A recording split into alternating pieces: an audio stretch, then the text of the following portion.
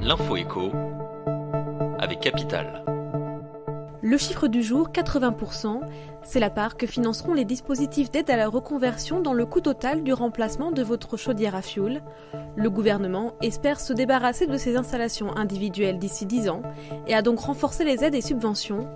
Parmi elles, l'extension du crédit d'impôt pour la transition écologique ou la réorientation du dispositif coup de pouce économie d'énergie sur les chaudières.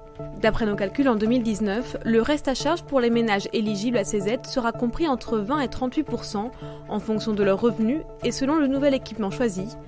Ce reste à charge pourrait même encore tomber avec une nouvelle prime annoncée par EDF. Retrouvez nos simulations sur capital.fr. Le coup de gueule est poussé par les associations de consommateurs. Ce vendredi, l'Assemblée nationale a adopté un texte visant à lutter contre le démarchage téléphonique. À retenir principalement des amendes 5 fois plus importantes pour les professionnels qui ne respectent pas Blocktel, le service anti-démarchage du gouvernement. Mais voilà, l'UFC Cochoisir regrette une dérogation prévue pour certains anciens clients et juge inefficace le système de fonctionnement de Blocktel. Le texte doit maintenant être examiné par le Sénat. L'info pratique capitale. Avec l'arrivée des vacances d'hiver, c'est peut-être l'occasion pour vous de partir en voyage. Ça tombe bien, Capital a sélectionné 7 destinations pour lesquelles votre pouvoir d'achat a beaucoup progressé sur un an, compte tenu de l'évolution des taux de change et de l'inflation locale. Résultat, votre gain de pouvoir d'achat est de 44% en Argentine, de 11% en Islande et de 10% au Brésil.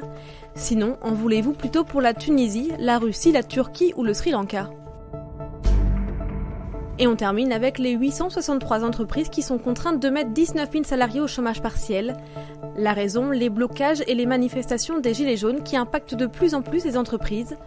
Pour les aider à financer ces chômages partiels, l'État est sur le point de débloquer 8 millions d'euros et s'engage à examiner très rapidement les nombreux dossiers déposés pour dédommager les salariés. C'était l'Info Éco avec Capital.